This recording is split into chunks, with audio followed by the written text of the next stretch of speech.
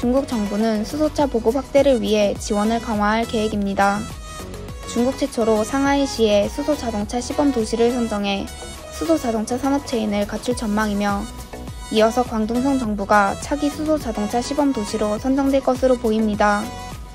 앞으로 다수의 지방 정부도 수소자동차 산업을 육성하기 위한 대규모 투자에 나설 예정입니다. 정부가 신에너지 자동차 배터리 재활용 산업을 육성할 방침입니다. 신에너지 자동차 배터리 재활용 산업 체인을 구축해 재활용이 용이한 배터리를 제조하고, 회수 과정에서도 회수된 리튬, 코발트 등 자원을 다시 재활용해 배터리 제조 기업의 생산 원가를 절감하는 동시에 탄소 배출을 줄여 환경 보호를 할 수 있도록 할 예정입니다. 발개위가 전해 알루미늄 산업의 전기요금 관리 정책을 강화했습니다.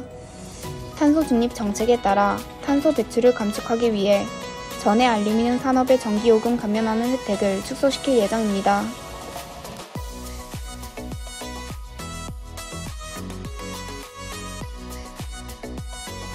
공급 부족으로 인해 석탄 가격이 고점을 유지하면서 석탄 산업의 호경기가 지속될 전망입니다.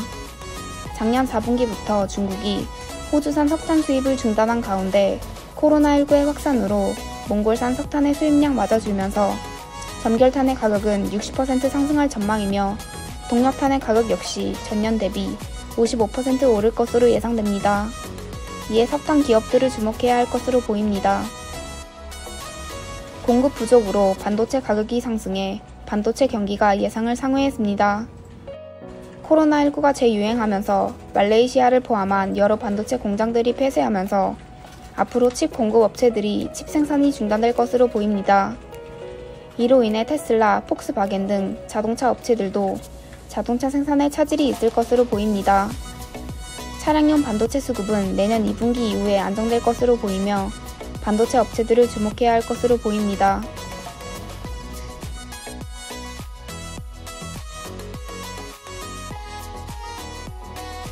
링더스타이가 신에너지 자동차의 판매량이 증가하면서 수혜를 입었습니다.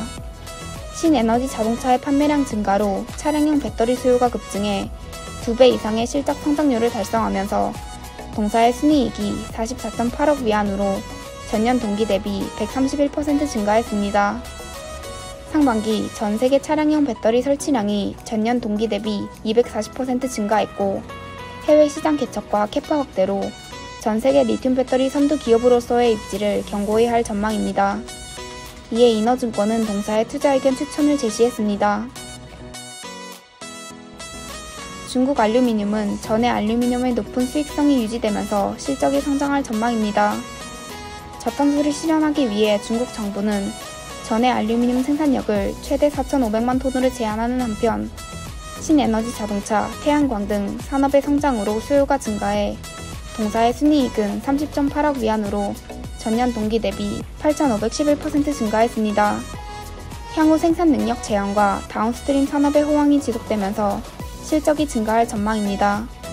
이에 민성증권은 동사의 투자 의견 추천을 제시했습니다.